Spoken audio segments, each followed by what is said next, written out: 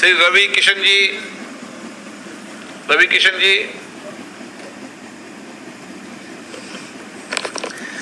धन्यवाद महोदय, आपने मुझे बोलने का मौका दिया और मैं रेल मंत्री जी को दिल से धन्यवाद देना चाहता हूं। सारी उपलब्धियां जो हो रही हैं, एक्सीडेंट्स की मात्रा जो कम हुई है हर तरीके से, और उन्होंने हमारी एक निवेदन पर गोरखपुर से हम सफ़र ट्रेन भी शुरू किया, तो मैं समस्त गोरखपुर और जौनपुर से लोग सभी लोगों की तरफ से मैं उनको आभार, अपनी सरकार को दिल से धन्यवाद।